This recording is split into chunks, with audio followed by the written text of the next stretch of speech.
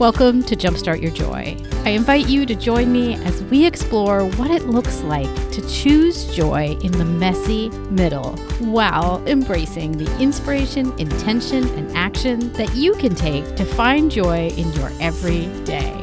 This is your host, Paula Jenkins. Welcome to episode 274 here on Jumpstart Your Joy.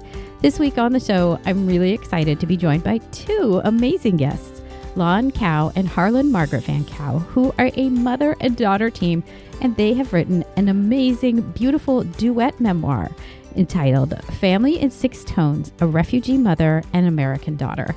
Lan Cao immigrated to the United States in 1975 after the end of the Vietnam War, and she raised her daughter, Harlan, in the United States. This is a beautiful memoir that they've written together, side by side. Their stories unfold, and it's all about their journey and growing up at very different times and in very different places. We talk about how one develops a sense of belonging based on your location, and we talk about the isolation that is a common theme through many people's teenage years. And so I really am excited to share this conversation with you. Before we get to the show itself, I want to wish you a very warm welcome and say thank you so much for tuning in this week and always. I hope that you had a lovely Thanksgiving. If you haven't listened to the episode that I had with Marcia Flowers of Five Blessings Candleworks, be sure and go back and catch that one. We had such an amazing conversation about the many blessings that we all have in our lives and how she approaches the messy middle as well. If you want to find out more about the show, you can find everything you need to know over at the website, which is jumpstartyourjoy.com. And you can find the show notes where I put up together the links, and you'll find a full transcript to this episode. If you want to go back and check on some things, you can find it at jumpstartyourjoy.com/episode 274. And while you're on the website, I will encourage you to sign up for my newsletter, which goes out every other week now. And I'm mixing it up a little bit. You'll get some behind the scenes about what's going on in each episode when they come out. But I'm also curating a list of some things that are bringing me joy, jumpstarting my own joy right now. And those are fun links of things around the web, kind of joyful and playful and a little bit rebellious is the way I look at it. So sign up for that. You can find the link right there on my homepage at jumpstartyourjoy.com.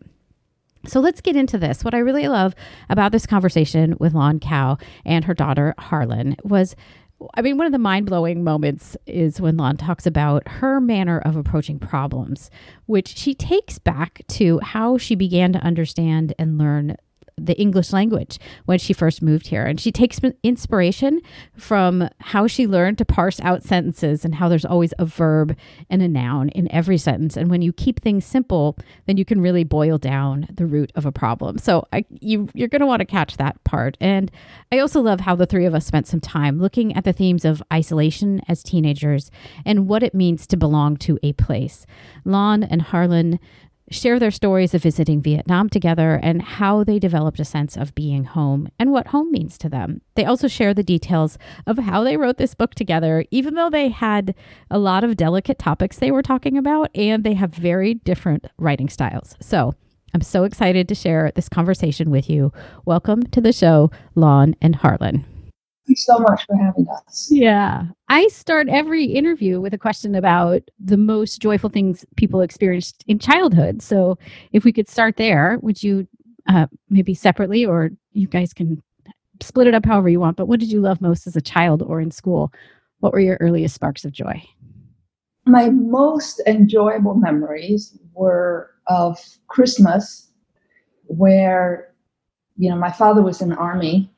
And he had these gigantic, to me at the time, gigantic army boots, which he kept very polished and he cleaned them every time after he came back from a battlefield, which the boots were muddy. Mm-hmm. And he would take a lot of time to himself clean the boots with the brush, and then he would polish them. But for Christmas, instead of having stockings, as kids do in this country, we would use, because my mother was Catholic, my father was Buddhist, but we had Christian traditions as well. He would put the boots outside my bedroom, just by the door. Mm-hmm. There would be all kinds of presents stuffed inside his military boots, which I believed in Santa Claus. So it was very magical for me that I got all these presents from Santa Claus. But it was magical also because the presents came inside the boots. Yeah. And the boots were always mysterious to me because they symbolize like this crazy, scary part of life in Vietnam because they represented war. Yeah. But they're home, they represent safety to me because he's back home. And then now there are presents in them. So they're all layers of meanings that I interpreted and associated with the boots. And then on top of that, just the Christmas. Yeah. Very special memory for me growing up. Thank you. There's a lot of layers in that. That's amazing. And Harlan, do you have something about childhood you want to share? I think mine's probably more simple, but just waking up, my mom would dress me every morning because she liked to put me in like matching outfits with like a matching like bucket hat. So for some reason, so I'd go out there, and then during fall, I would rake the leaves with my dad. Mm-hmm. And we had a huge yard, but it was like more like a courtyard style. Like it didn't have like dirt in the front yard. So we'd rake the leaves every day during fall. And I had a puppy, and the puppy would run around, and then my mom would make like popovers or something like that. And yeah, that's pretty simple, but it means a lot, especially because that was always his thing. It's like the leaves, and then when the snow comes, he like clears up the snow, and then he was always that person taking care of everybody. And I've never had someone answer the question in front of their mom, which is kind of an interesting dynamic there. I love that you both reflected on your fathers too. Like, that's really beautiful. Oh, that's interesting. I didn't make that connection. Yeah. And you together have written an amazing memoir style, or memoir, Family in Six Tones. I really enjoyed it. It's so different than anything out there. I don't know if you would like to give an introduction to the work, because obviously you'll do it better than I could, and maybe what your experience was of writing it. It's interesting because writing a memoir is so difficult for me, just because I'm so scared of, I guess when you're 15 or 16, you're already so self-conscious. Yeah. Then it's like you're going to talk about your life totally raw. Like you're not even going to be able to make up a character to hide behind. Mm-hmm. And then on top of it, it's about your mom, and she reads it every time you write something. I mean, in the beginning, we would read each other's stuff. Yeah. Sorry, what was the question? Just about the book and your process of it.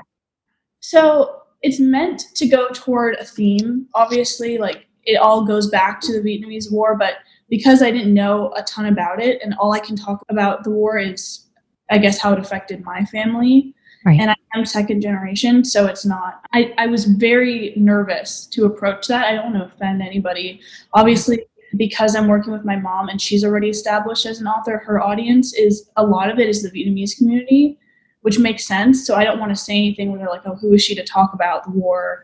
So that definitely made me nervous. But it's mostly just about falling in love with yourself as you grow up, and then also falling in love with the relationship you have with your mother, because it's obviously very complicated. I think we cover that pretty well. The good thing I think about writing a memoir too is it's not autobiographical. I mean, no, it is, but it's not an autobiography. Right. So I don't say anything outright. Like I don't like giving directions to a reader and be like, appreciate your mother, this and this. It's just like, if they read it, I hope they get that out of what I wrote. Yes. And then, it's all like more subtle. Yeah, so the genesis is very interesting because our publisher approached us. Right. So that's kind of unusual because I didn't come up with this idea myself. I didn't come up with a memoir. It happened because we had this interview on NPR. The editors happened to hear it, I think. I mean, I did not even tell my agent, who all these people are now our friends, because I had my agent since 1997, Ellen. And we're good friends. My first editor, who did my 2 fiction books with me, were very close friends. So despite that, it's not like I had to interview and I said to them, listen.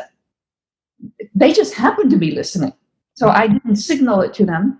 And when Carol heard it, I think she talked about it with the other editors at Viking. And the wonderful thing about Viking, I have to say, because there's a lot of stories about how publishing has become, and you can fill in the negative adjectives, right? But I can only tell you that my experience with Viking, and I've been with Viking since 1997, has been nothing but just incredibly good. Because I just feel like the company is very nurturing of the writer. It's not like of this project and that project and that project. It's like you as a whole. So I think what happened is that Carol went and talked to Viking and other people, and they just became interested in that idea of a book that is dual voice and simultaneously mother and daughter in the present, not like a daughter who looks back and writes about her mother's life and with her. So it's both very reflective on my part, because I'm of an age where I have enough to look back on, and at the same time very present tense for her. So that makes it be both past and present all bundled up together, because you have these two voices with different perspectives. And that's all through Viking. I mean, I would never have thought of it myself. Yeah, it's amazing. I very much picked up on some themes in it that I've since heard you talk about, in that maybe Viking was also saying, could we talk about more of these things? And one of them that came through so beautifully was about both location and belonging for both of you through the series of Lan, you coming from Vietnam in 1975, and then also the two of you revisiting and going back there. And I know you've said a little bit, Lan, about how America is almost a character in your own history, just because, in fact, I was just listening to that. I'll link up to that interview, but just how it plays a role that's sometimes good, and it's antagonist and it's the protagonist sometimes in your own story. I don't know if you guys want to talk about how location and belonging has come up, or if how you saw it in the book or in your lives. The issue of location and belonging are universal issues. I think every human being in the world wants to have a sense of belonging. Even, non-humans, like the dog, wants to belong, right? So it's a very, I think, instinctive yearning that every entity with a sense of sentience probably have. And I know that my dog certainly feels that, because my dog, he's a rescue, he had been abandoned. And I can just feel that he's very much attached to the sense that he wants to belong with us. So in that sense, it's also universal, but our story is just taking a universal theme, which all humans with a human heart have, and then situated within the geography that is particular to our history. So in my case, I've not often felt a strong sense of belonging. And it's something you have to carve out and find. And I remember, because I straddle so many worlds. Right. And you can take as a intellectual approach and think of it as a very positive thing, because it gives you access to so many touch points beyond nationalism, let's say, and beyond just inheriting certain cultural norms. Because I'm in so many different worlds, I have access to all of those differences. So in some ways it's great, but the downside to that is that if you're able to have a toe in each place, you're not really immersed in any one place. Right. So as a result, you don't really feel you belong. And it's something you really have to work towards to have that feeling. And I used to think of it as a place of the belonging is attached to a place. So I would think, well, I just don't belong in America. But if I were to be in Vietnam, I would feel that.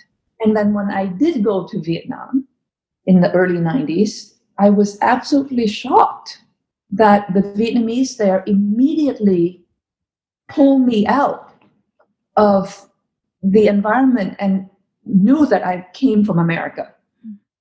I'm totally looking Vietnamese. They're dressed in jeans there too. It's not like they're in black pajamas. So I'm dressed like them, and they identified me as an outsider. Yeah. Even when I went there. So it can't be attached to geography or location, right? And it's internal. But that's much easier said than done. I mean, just because you can say it doesn't mean that you feel that sense of belonging internally. Right. It's a constant process. Yes. And I'm sure all of us relate to that, that we feel like, my partner doesn't understand me. I don't feel like I belong. I think those are things that are just kind of struggles that we all have. It's just that ours are in this particular location. I know, Harlan, I don't know if this helps give context, but I was moved by your description of going to Saigon with your mom and even noticing how everything was different. I think when you were 6 and how you didn't have the language to speak with people there, but that you really were absorbing all of the things. It's so hard to always like follow her because she always like, she's like a professor. It's her job, so it's so hard. For me, the difference between the two of us, right, is like her lack of being able to feel that she belongs somewhere. It's pretty clear where it comes from. Do you know what I mean? Like, because it's like, okay, obviously you're displaced horribly by this war. Right. Nobody treats you well when you first get here, and then you feel lost and you have to work your way up by yourself. Because she struggled through that, and, people always say like immigrant parents, they just work super hard, not for themselves, but for their kids to have the choice to do whatever they want. Mm-hmm. And so I feel there's no better word. I feel stupid, like complaining about like, oh, I don't belong in high school, because it's such a typical thing for that age, especially being a girl. And I feel very grateful for my mom because she allowed me to, I don't know if this is going to make sense. She let me, any feeling that I had of feeling displaced, she let me have that come from a place that's more normal, right? Like something that I can heal from. It's nothing, she made it so I didn't have to, work all the time if I didn't want to. A lot of my friends have to work, especially like at the edge of the city. Like a lot of friends I have, they didn't have any time to do anything with their friends because they had to actually support their own families because their moms couldn't work, their dads didn't work. She always thought of me first. She just like a week ago, she would tell me like, she was like, oh, like, 10 years ago, I set aside this amount of money and it just came up and I forgot about it for you. Just to have that, it means a lot. And that's why when people ask about belonging and they always bring up the culture of like Vietnam and America, it's funny because to me, my sense of not being able to belong doesn't come from that. In fact, I feel that actually helps me. It gives me an advantage of understanding the world because I'm exposed to everything, but I'm still safe. So anything that I've had where I felt displaced, it came from, I think, carrying her trauma with me, if that makes sense, because we're so close. A lot of her personality traits, I mean, they're beautiful, they're very special, and they've rubbed off onto me, and my friends can tell, and they always say like, oh my God, you're just like your mom. And obviously like nobody wants to hear that when they're like this age. They're like, oh my God, that's my biggest fear. But it's actually like a good thing, like even just now, when you like pointed out that we both talked about our dads, like I had no idea. And that's a small thing, but it's anything that I felt of not knowing where I belong. I don't know. I don't know if that's something that can ever be fixed. And I don't know if I need it to be fixed because that's just human nature. Like it's not, no matter who you are, people always blame it on themselves. But even if you were the person like sitting 10 seats away from you, you probably still feel the same way. So it's important to just accept it and be aware of that with everybody and just being conscious of everyone else's space. I think that's how we can help. There's a lot of depth to that. Thank you. Because I think you're right. Obviously, people do experience things in different degrees, but I think you're right. And one of the things, of course, that stood out for me is also the theme of kind of isolation. And I think you both experienced that very different ways in kind of that coming of age time during high school. You both being different in many ways, but feeling so much of, my own experience with high school as an American was also very isolating. I think we all go through that. It's very interesting that we all have feelings of, do I really belong? And that's like kind of a universal question.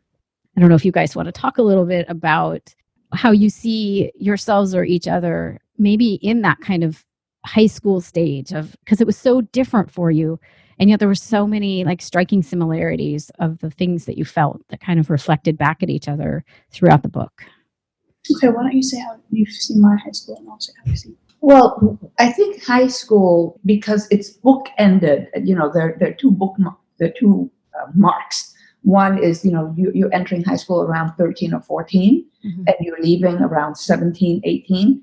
And those are very charged years for human development. Yes. So a lot of times I think high school just shakes up a lot of the physiological, hormonal changes that all, whether boys or girls, go through. So they can be very traumatic in and of themselves. And for me, those normal human development were papered over by the shock of arriving in this country. Yeah. And never thinking, that they would come, because when you're in Vietnam, you actually never, even though we were in the middle of the war, and it was such a long war, one almost thought that the war would just continue forever. Even if we thought that it would end, we never thought it would end in our defeat, that we would then leave. So we thought, well, maybe it would be like North Korea, South Korea, like, okay, two countries, but the North would just be up there and the South would just be down here, and we would have our life in the South. So the shock of arriving was huge for me. And I think it was so shocking that it displaced all of the normal teenager stuff. I was just feeling totally like an outsider, but not an outsider because I was 13 years old and feeling like a nerd, even though I was that too. It was more like, oh my God, I speak English very tentatively. How am I going to learn it? So it all became for me like the answer was very formulaic. I felt like everything that was wrong came from my being an outsider to this country. And the way to become an insider was through education. And education for me was like really mastering the English language. And mastering the English language also helped me actually because I was very interested in diagramming sentences, because it felt like I could segment a big problem into smaller problems. And I think that's a really good skill. Diagramming is a very good skill to apply in life generally. So for example, when I was 13 and I read a passage in a James Joyce book or a Henry James, where the sentences are long, they're not like Hemingway sentences that are more short, right? So if you have a really long, flowery sentence and English is not your first language, the first thing you have to look for is the subject and the verb. Yeah. And once you have that, then you realize that the adjectives are just descriptions of the noun, and the adverbs are just further descriptions, modifiers of the verb. But if you can identify the subject and the verb, you can understand the English sentence. And if I can understand the English sentence, then I'll do better in school. Now, when I see a problem, I try to find the subject and the verb of that problem, because then it's just, the problem is not bigger. It's really a flowery sentence, like the problem can be a flowery sentence. Yeah. But inside the flowery sentence is really just the subject and the verb. And if I can identify that, I can solve the problem because I've made it smaller and just sort of ignore the flowery modifiers. And that's helped me because sometimes when you're in the middle of the problem, it looks bigger than it really is. So I've always used the diagramming structure, which I learned when I learned English. Yeah. And apply that to sort of general problem solving. I love it. I mean, that's kind of like a mind-blowing idea too, that when you can boil the thing down to the root of it, then you can unpack the rest of the thought or the problem or the language. Like, that's really beautiful. And I could see how that plays through with then how you've become a writer, and also how that relates to law, because obviously you're a lawyer as well, and breaking everything down to its core is, wow. Yeah, that's very lawyerly. Yeah, it totally is. I know a lot of lawyers who never practice law. Like, they just basically go to law school, they pass the bar, and they do something else. Mm-hmm. But like some of them come to the university and talk about something interesting, and they have themselves told the story that even though they got a law degree and they never practiced law again, when they talk, people know that they're lawyers because it's very process in orientation. It's like step by step. And I think when you can break down a problem that appears humongous, because when you're in the problem, all problems appear humongous. Right? Yes. There's like a dust storm around you. Being able to go process by process or diagramming subject verb, even if it doesn't show you the whole problem, it does calm your mind down. Yeah. To thinking, it's kind of like in AA, one day at a time. Don't think of it as, oh my God, the rest of my life, I'm going to have to struggle with this. It's just like one day at a time. Yeah. And I kind of meandered from the question. So Harlan, I want to make sure about your experience too of high school and that isolation. I've also had trauma in my own background, and I could see how being able to parse something down to the root of something also means I can deal with something from a very pragmatic point of view instead of getting lost in maybe being triggered or the emotions of it that somebody else is throwing my way. Because when I can just say, okay, but this is the issue, then I can move forward with that thing instead of it being, and now all my emotions are in play. So that's amazing. Thank you for that. The problem is that when I looked at Harlan's high school experience, when I was looking for her subject and her verb, I was using my subject and my verb to see if she was having difficulty in high school. And her subject and verb was different. So to me, when I'm looking at the problem, I'm thinking in high school, the problem is you're an outsider. Because that was my problem. Her problem was not that she was an outsider. So when I saw that she was not an outsider, I thought, well, she doesn't have any problem. Or whatever ones were kind of all manageable. Her problem was that she was very much deeply an insider. And when you're an insider, you have very different kinds of problems, which is kind of like the jostling problem, right? You're wrestling. Mm-hmm. You're inside the arena and you're wrestling with others, whereas I was never even in the arena to wrestle. And since I was not in the arena and she was in the arena, I thought, well, she has no problem. But all of her problems came from elbowing, chokeholds, people kicking that you have to be near them to be able to get to. Yeah. And I was never near anybody to get that kind. There was like problem. A huge jealousy problem too. I think, I didn't know that at the time. Like if you look back on things, girls, our instinct is to be jealous of each other because I guess it's like our biology, you know what I mean? Like we all have to like fight for like one to just like a guy. And then the guy's job is to just like, I guess, inseminate as many people as possible. But don't subscribe to it, please. Well, no, but I'm saying like the jealousy comes from just like, it's an instinct. Like on Instagram, a girl will post a picture of herself and a boy will look at it and just see like, okay, it's a girl. A girl will another girl looking at it will zoom in on the picture. I've seen it all the time. We look at like the stomach lines. We look at like the face, the skin, everything. And then we'll either be like, oh, she's so skinny, like she's so pretty, or like, oh my God, like why did she post that? Like because that's not the point of the picture. She didn't ask to be evaluated. And I don't think they do it on purpose. Like I don't think it's not like a typical teenage like movie high school thing. It's to the point where you can't even explain it if you want to talk about it, which is the hardest part. So that's and then on top of it, like technology too. I just always felt like, this is going to sound so cliche, but I always felt like I was born in the wrong time just because I only participated in like social media and stuff because everyone else was, and I didn't want to fall behind, but I've never cared about it. And now as people get famous from doing nothing and they're just on social media and they literally do nothing, it makes me angry because it's like, why are people being given attention when they're not helping the world? Like, what are you even doing? So it all goes back to like something smaller. So for my individual high school, Snapchat's the big thing. A lot of things disappear when you send them. So that opens up for like a lot of like sexual harassment, but to the point where people don't know it's sexual harassment because it's so normal. Do you know what I mean? Like it's not normal for girls to constantly be like asked for sex when they're like 13, 14 years old because the boys have been like watching porn and they think that's normal. Like it's all a loop. And then it develops into like this competition between the girls and they don't even know that it's happening.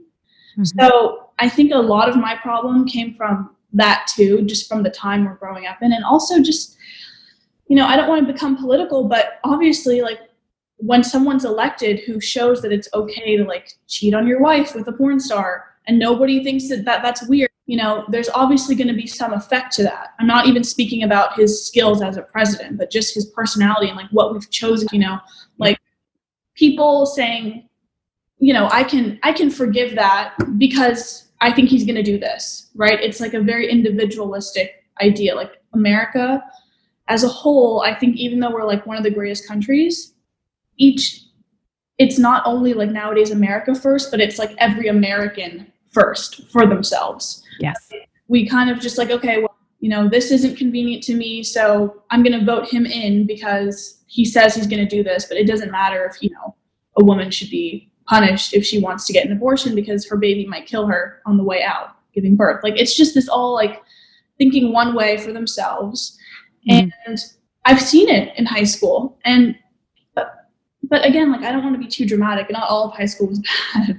A lot of people were really nice. And each person individually is great.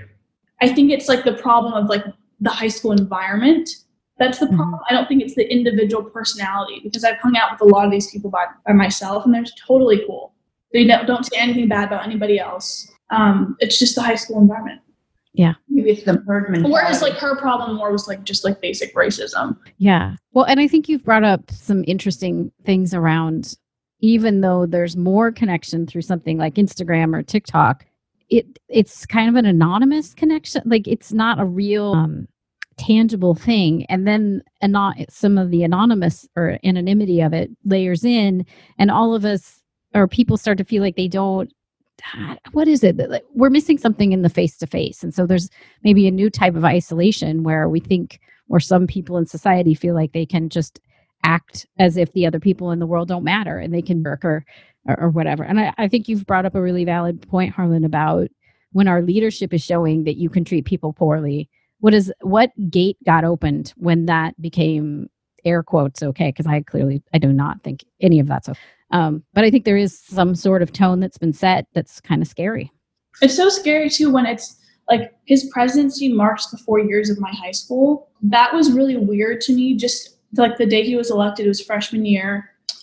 I already felt a difference. Like, I don't think that any boy in my school thinks like, oh, well, Trump does it, so I can too. Like, they're not that simple. You know what I mean? Like, Sure. It's something in their head where they're like, you know, Instagram makes things into a joke, for example. Like, it doesn't mean everything should be taken seriously, but like, I remember when Trump said the thing about like on the bus, on the recording about like grabbing women. Mm-hmm. It was all over Instagram, but it was made into like a joke. Like, an animal say it, have like a baby say it, or something like that. So like, people don't even realize that he's literally running for president, and they don't get what that means. I do think like the education, this isn't even part of the question. Sorry, I'm just. No, it's okay. It's all interesting. I feel like the education system should have been molded when this was all going on to kind of like reverse any negative effects that occur. Like, it's very interesting because we always say, you know, climate change matters. Like, we have to fix it. But the president is basically saying, no, it doesn't matter. And the schools barely even teach about it. Like, it's all up to us. Like, when like they're instead teaching us about something that happened like millions of years ago, but they're not even pointing out like a plastic is going to go in the ocean. It's so simple, but people don't seem to care. And people who do care, they think, well, the economy is good, so that trumps the plastic going into the, you know, it's just this, it's impossible. And so I think that like that also goes into like that mindset with politics also bleeds into social interactions. There's a lot of truth in there. The other thing that I feel like is bubbling up for us is that words, kind of back to, you know, even parsing down sentences, like, words matter. And when people are being careless with them, or Harlan, like you're bringing up, like they're kind of making a mockery and making it almost, they're bringing it into almost being acceptable, that like an animal or a meme makes something acceptable in some ways, that those words, when we're so careless with them, we're not giving them the space and I don't know, the emphasis that they kind of deserve. That this is a gross thing to say, but yet it's somehow, it's just it got into the echo chamber, and now people are like making it funny, which there's something really special about the way that you are sharing in the book and here too. You clearly love each other so much, and there's a lot of what I'm talking about in this season of Jumpstart Your Joy is about how we're kind of in the messy middle of things. Some of what you just brought up, Harlan, things, I mean, it's rough, right? Like a pandemic, and in California, there's been a lot of wildfires and race and equality questions have come up big this year. And there's been a lot of that, and you both have faced a lot of it. How do you see, in the midst of sitting with discomfort, and maybe even in writing your book, you saw some of that, how do you sit with that, but also show each other and other people or create joy in a space like this? You know, the one thing that I always felt confident about, even though my high school years were filled with instances where I felt not confident, but I'm now very confident that, you know, I'm just very adaptable, that I really actually have that resilience. And maybe that comes from just having shown up in life and gone from act one, act two, act three. So it's not like I only, you know, because she's young, so she's only had a smaller part. But having gone through more years in life and having seen all the up and down, I feel very much like I can accommodate. And so when we're in the middle of all of this, just really weird things that are beyond our control, I find that the way to, and this is not to say I can always do it, but it's a path that can help you get to it, which is to focus on the part that you can control. So in many ways, like when Harlan talks about climate change, right? There's nothing we can control about whether or not a manufacturer of a car is going to decide to invest in a technology that is going to help us reduce the carbon footprint. Right. I can't do anything about that. But instead of feeling like, oh my God, there's nothing I can do, I do know that, for example, I'm just not going to buy bottled water, and I try to bring a thermos with me if I feel like I'm going to need water during the day and I'm not at home. So I think just focusing on the part that you can control can also make you feel better. So in the pandemic, I've not been able to do anything else outside of the house much because everything has shut down. Yep. And, like I like to watch movies, and I feel like it, right? So those are things that I can control. Yeah. It helps me write because a lot of what I'm watching in a movie, I'm watching almost as a reader would when the reader reads my work. Right. So I'm thinking, well, the director decides to put the angle of the camera this way. And there's an analogy to how a writer writes, just with words, to put the camera angle a certain way on the page. So by translating the movies into a director's angle into a writer's angle, it actually helps me think about writing, even though I'm not able to go see a movie and even though I may feel blocked in writing. Yeah. So the way to sort of find your happiness is try to find the part that somehow resonates with you, I find, and then focus on that, right? I don't like to read when I'm all by myself so much, strangely, or while I'm writing, I don't want to read. Yeah. So by watching a movie, I'm able to segue into reading. It makes me feel less disconnected with others during the pandemic also. Yeah. So a lot of it is just sort of, I think, focusing on what you can do, not on what you can't do. Right. Yeah. Because you'll feel overpowered. And then from the part where what you can do, sometimes it's a mental shift. So true. It's not anything you can do, actually, but just how you view the thing can help. I think for me, for happiness and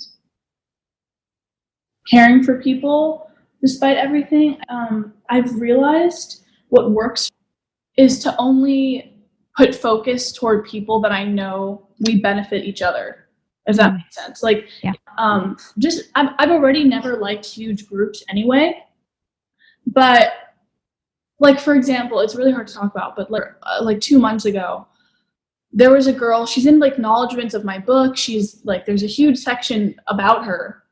And I had to call it quits on the friendship because it was clear that I prioritized her too high because, other things in her life, like a new boyfriend or whatever, he wasn't treating me well, and she ended up picking his side.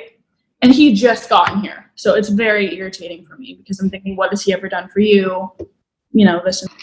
And I know people at the end of the day will realize exactly which relationships should have been worth it to them. So I'm sure she'll understand later, but I'm not willing to wait because the stage of waiting is too painful and it makes me feel unworthy and embarrassed of myself, which is something I haven't felt for a really long time, like since the beginning of high school. And I just hate when that feeling comes up again, because when I've managed to not like be myself and it comes back, I feel helpless.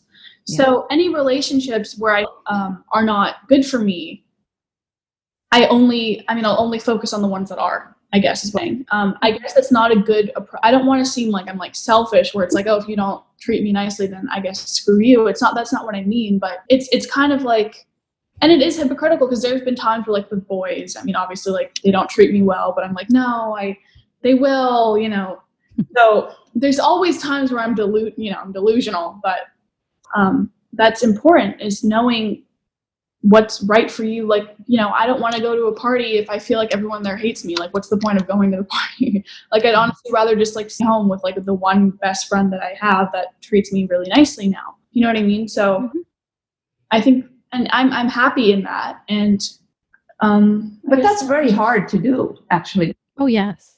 You know, when is this a delusion and when are you just waiting out? I mean, these things are things we struggle with all through life, even as adults. And it's like through a bunch of human relationships that taught me that. Right. Like, you only know it by having gone through it yourself. Like, there is no manual that is going to tell you. You know, I remember when I was pregnant, there's a book that says what to expect when you're expecting. Yes. Like, okay, you know, this is going to happen on the 5th month and things like that. But with human relationships, there is no such thing as like a manual that tells you if this happens, right, you know, at this stage, this is going to happen. So you're just fumbling through, trying to figure it all out, no matter what age you're at. For sure. Yeah. And I remember a relationship in college, you know, with a friend that I'd had for years. And it did get to that point where there was the realization that I have a choice. Like, this person doesn't seem to honor who I am. And she just seems to want to almost make fun of me, was what it was boiling down to. And like, that was the humor of it for her or something. And then really stepping up and telling her I can't be friends anymore because this doesn't feel good to me. Like, that was hard and scary, but I'm really glad that I did it, because kind of, Harlan, to your point, when it's not right in any kind of relationship, honoring yourself and knowing I'd rather spend time with people that see me for the good person I am and that celebrate me and life, like that's who I want. So or even, you know, you'd rather spend time with people who bring the better part out of you. Exactly. You know, like sometimes you have a dynamic with an established framework where certain things just keep recurring. Yeah. And it's not necessarily one person's fault or another person's, right? And it has its own pattern. Mm-hmm. And so sometimes you're not who you want to be when you're in that situation as well. Yeah. And that's so hard to, especially if there's a long history, to say, this doesn't feel right. And yeah, but with other people, yeah, they just bring out the best. And you're like, I am kind of curious, Harlan, because you started writing this book with your mom when you were, 16-ish? Mm-hmm. What has it been like to be in the writing process through high school and now into college? What does that look like for you?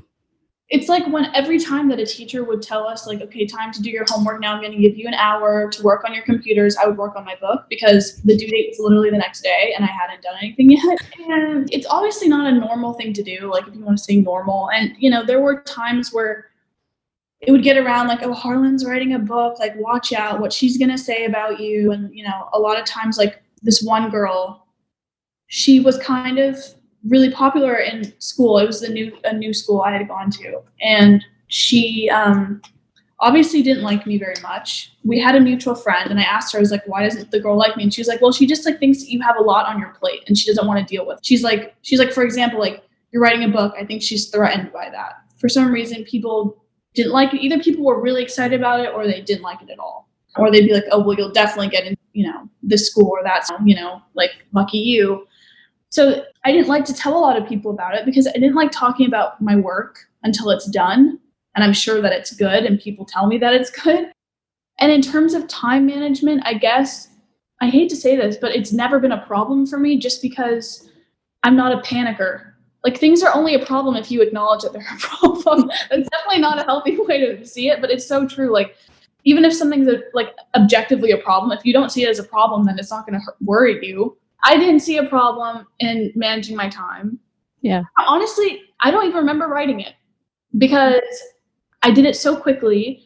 I had so many feelings, and because my personality is so up and down anyway, like not like bipolar, you can tell, and also like in the writing, I would sometimes have to wait for a feeling of like something like a jostle in my head to write. Like I couldn't just be in like a new mood and like start talking about my dad's death. You know what I mean? Like I have to be like, it's like when you're sad, I don't know if you ever did this like as a kid or even now, like when you're sad, you play sad music to make yourself feel worse. You know what I mean? Like you just want to feel like, it's like that, like for writing, or like if I feel happy, like I'll write it down to make myself feel better.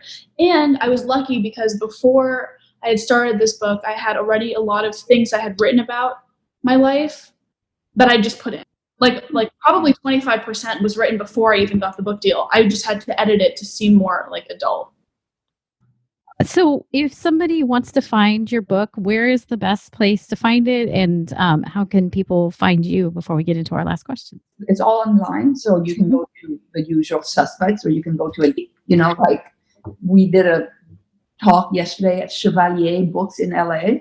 Mm-hmm. Get it on their website. Just to support them. To support the smaller independent bookstores. And if they want it signed, we can even go to LA and sign it, and they will ship it. It's available everywhere. We're on Facebook, We're Instagram. on Facebook. Harlan is on Harlan _VC, mm-hmm. and mine is just Lan Cao. And I have a website, lancauauthor.com. So people get all the events that are forthcoming from there. Very cool. You have a website, Harlan. Harlan has a website too, harlanvancao.com. Wonderful. I'll link up to all of them. And the last question that I like to ask everybody is, what are 3 ways that you can think of to jumpstart joy in your life, in the world, or in other people's lives? I like the saying, and I think Harlan and I probably subscribe to this one because I'm always telling her about it since she was little, which is, I like the Gandhi saying, be the change you want to see in life. I try to implement that because when I'm faced like, oh, am I going to do this versus that, I try to think of that. And if I can bring out my better half, my better self, by applying the Gandhi mantra, that makes me feel really good, because I could easily go the other route, the route of being angry when something happens, right? So I try to go that route, and it makes me happier if I'm able to succeed. I'm not always able to succeed, but that is my goal. The other thing that I think have really helped me jumpstart my own happiness is, and again, I'm not able to do this all the time, but I have a filter where if I want to say something, I try to say, is it true what I'm going to say to the other person? Is it kind? And is it necessary? That also tempers me, like if I feel an outburst. I mean, I'm not trying to say I don't have outbursts. I mean, like sometimes I can't control myself, but I try to have that filter. And when I am able to apply that filter before I say something, is it kind? Is it true? Is it necessary? Then it makes me feel happy as well. And the third thing that's always really helped me is I just love having a dog. The dog is just a joy to have around. A pet is really good. Yeah. We have a German rescue, and he's been great. That's what I was going to say, is like people just need to spend time with animals. It's like a huge thing, because it doesn't only make you more aware of like wanting to take care of the planet and stuff like any animal. I'm not even talking about just a dog. Obviously dogs are amazing. But people who have dogs, they're just more kind because they understand the relationship, like a dog or cat, or anything. But like if you are religious, it's like the idea of every religion, it kind of subscribes to the idea of like, it's very important to be loyal, right, to like the God, and like make sure you acknowledge and you're grateful. But it's so interesting because dogs, even when they're beaten to a pulp, they will still come back wagging their tail at you. Yeah. And that's something, I mean, that's not necessarily a thing for all humans to be. I'm not saying like people who are abused should like wag their tail at their abusers. That's not what I'm saying. But it's just the idea of like unconditional love. And obviously, human beings are more complex than that. We can't all have unconditional love for everybody. But I just think it's important to spend time with animals. everybody should. That's like, I think it'd be really cool for schools, like high schools, to have like dog day or something, like a dog in every classroom or something like that. It just relieves depression, and then depression obviously like will spread out onto other people. So it's important. I think another thing is just being self-aware, because that's all you have control over is yourself. You always wonder, what would it be like to live in that person's body or to be in that person's life instead?